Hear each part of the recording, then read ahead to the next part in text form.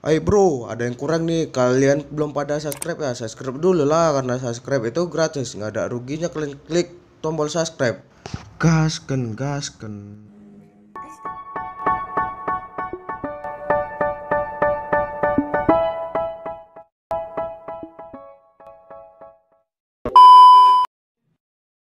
Jadi kita bisa membuat Indonesia jadi lebih baik. Caranya gimana kontribusi kita untuk negara? Salah satu kontribusi saya adalah melalui VTube. Karena melalui VTube kita bisa membantu begitu banyak orang. Kita nggak cuma lihat diri sendiri. Kalau soal punya uang, ada penghasilan, dapat duit, sudahlah. Sudah pasti dapat, nggak mungkin nggak. Kalau nggak dapat, Anda nggak lagi di VTube itu namanya. Kalau Anda lakukan dengan serius, kalau Anda kerjakan, uang itu udah pasti ada. Pasti. Cuman masalahnya bukan cuma uang. Tapi apakah kita bisa membantu orang lain? Apakah kita bisa membantu tim kita untuk bisa sama-sama sukses seperti kita? Apakah kita bisa membantu tim kita untuk bisa merubah hidupnya? Nah, itu tantangannya. Nah, tantangan itulah yang mungkin saya akan ajak teman-teman semua. Jadi bukan hanya kita memperkaya diri, karena itu tidak penting. Karena menurut saya yang paling Hmm, penting adalah kita bantu tim kita untuk jadi sukses dan kaya. Kalau mereka sukses dan kaya, yes. kita sudah pastilah nggak mungkin nggak usah dibahas lagi. Jadi jangan pernah fokus ke diri Hmm. sendiri, tapi fokuslah ke tim kita. Nah, untuk itu Anda perlu belajar. Anda perlu belajar dengan mentor-mentor yang tepat. Gitu. Jadi kalau untuk soal fitupnya, kalau Anda merasa bahwa bisnis ini layak dan uh, menarik untuk dijalankan, Anda sudah di tempat yang tepat. Dan banyak orang di luar sana tidak bisa melihat itu. Dan memang dunia ini berubah oleh sekelompok kecil orang yang bisa melihat sebuah peluang. Mark Zuckerberg ketika membuat Facebook itu ditolak oleh teman-teman kampusnya. Tapi beliau tetap jalanin dan sekarang ada yang percaya, ada yang tidak percaya. Yang percaya sekarang menjadi salah satu orang terkaya di Amerika dan orang yang tidak percaya tentunya sekarang gigit jari. Nah, mungkin teman-teman kita juga sama. Orang melihat VTube dari sebelah mata. Tapi kalau kita bisa melihat VTube dari kacamata yang berbeda, kita bisa melihat peluangnya di situ. Selamat untuk Anda. Nah, tapi bukan cukup sampai di sana. Ketika Anda sudah melihat peluangnya, Anda juga mesti paham bagaimana Anda membangunnya. Bagaimana cara Anda untuk mengembangkannya.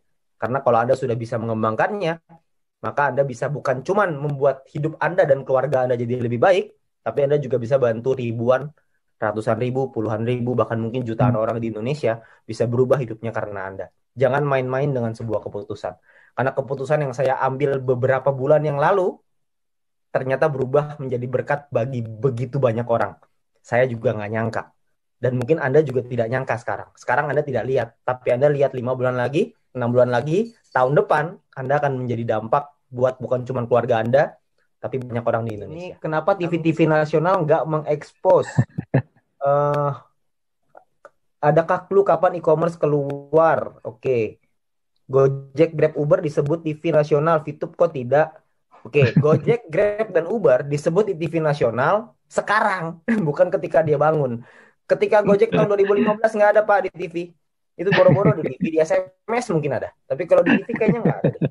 Kalau misalkan sekarang tentu saja gitu. Tapi kita lihat VTube 5 tahun lagi, jangankan di TV, Pak, di bioskop juga ada mungkin nanti. Semuanya pasti akan ada. Ya, kalau misalkan iPhone, kapan bisa daftar? Nah, iPhone ini juga satu kendala ya, karena iOS-nya sulit untuk di-adapt dengan aplikasi kita. Jadi nanti sudah disiapkan solusinya, tapi lagi dalam proses. Terus kalau untuk tadi e-commerce, oke, Ya, e-commerce ini problemnya adalah di perizinan. Sekali lagi, ini model bisnis kita ini terlalu, kalau bahasa Yamaha selangkah ke depan, tapi ini kayaknya beberapa langkah ke depan gitu ya. Ini terlalu depan nih.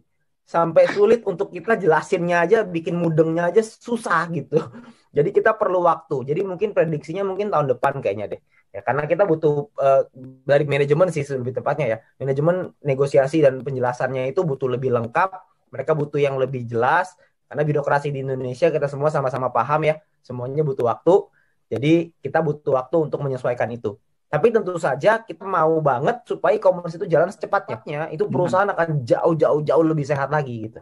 Jadi yes. tentunya kita juga akan perusahaan juga akan mengupayakan supaya jalan terus, supaya e-commerce ini bisa running gitu. Tapi kita juga nggak mau melampaui koridor hukum. Tentunya Hmm. kita semua nggak mau melakukan sesuatu yang ilegal, kan nggak ada yang mau. Yes. Kita Yes. maunya semuanya dalam ranah hukum yang benar, melalui legalnya mesti tepat gitu. Jadi kita nggak akan mulai sebelum kita dapat ACC atau approval dari negara, dari regulator. Tentu buat kepentingan kita bersama juga, gitu ya. Pernah nggak Metro TV iklan di RCTI? Nah, ini dijawabin sendiri. Terima kasih. Income Bapak sekarang berapa per bulan? Kalau income sih mungkin ya CRV lewat lah ya 1 bulan gitu. Amin. CRV kebelilah, CRV 1 bulan tuh kebeli. Lumayan lah, lumayan untuk punya keleluasaan dalam segi finansial. Kalau misalkan dibilang kaya raya banget, enggak juga lah, masih banyak banget lah yang lebih kaya, yang punya gudang garam juga lebih gila-gilaan gitu. Tapi kalau misalkan keleluasaan dari segi income, dari segi pengeluaran ya makan-makan nggak mikir lah gitu. Makan-makan nggak mikir. Ngomong-ngomong, kapan manajemen berkantor di Indonesia? Nah, ini juga salah satunya nih ya. Ini juga kebetulan lagi dibahas jadi sekalian. Kantor di Indonesia juga sedang dipersiapkan karena kita juga sama-sama tahu bahwa bisnis di Indonesia, kantor harus di Indonesia. Jadi kantor itu juga lagi dipersiapkan karena kemarinan ini kita memang peledakannya terlalu cepat. Jadi mau nggak mau harus ada manajemen yang dadakan dulu. Nah, sekarang ini sudah mulai running, lagi dipersiapkan untuk kantor di Indonesia. Jadi nanti kalau kantor ada di Indonesia pasti akan di-announce lah. Gak mungkin nggak. Ya karena saya yakin nanti kantornya itu nggak tahu deh itu kayak apa tawuran mungkin di dalam situ ya. Saya nggak tahu deh. Bakal rame banget pasti yang datang. Tapi nanti pasti akan dikasih lihat. Boleh lihat jempol yang bisa membawa kesuksesan. Wih, mantap. Wih, jempolnya mantap. Jempolnya mantap nih. Susah nih jempolnya. Kenapa untuk registrasi harus berusia 18 tahun? Karena kalau di bawah 18 tahun nanti kita ditangkap sama Depnaker. Karena tidak boleh mempekerjakan orang di bawah umur. Yang hadir kasih 10 VP masing-masing. Waduh, daripada saya kasih ikan lebih baik saya kasih pancingannya. Kenapa kalau searching di Google tentang VTube pasti yang keluar adalah VTube penipuan? Oh iya tentu saja, karena perusahaan bagus harus dijelek-jelekan dong. Karena perusahaan yang jelek mau diapain lagi? Kapan izin Kominfo balik? Kenapa kita harus pakai NIK? Oke, izin Kominfo ini masalah waktu ya. Jadi ini juga sama. Jadi kalau misalkan proses legalnya ini sudah mendekati fase akhir. Jadi ketika itu sudah selesai, maka semua izin juga pasti akan dipulihkan. Cuma itu butuh waktu aja untuk penyelesaian sedikit lagi. Jempolnya panjang banget ya, gak buntet. Makanya rezekinya panjang. Bisa aja dulu waktu gua susah nggak begitu.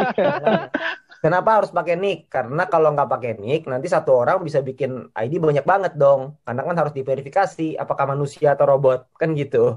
Kalau misalkan isinya robot semua kan pusing. Jadi kan harus ada KYC namanya. Jadi perlu ada yang diituin lah, yang dicek gitu. Ini udah gampang banget loh, cuma NIK doang. Harusnya tuh nggak begini nih. Harusnya tuh ada selfie-nya, ada fotonya, ada apa gitu. Harusnya ada beberapa lagi. Betul, betul.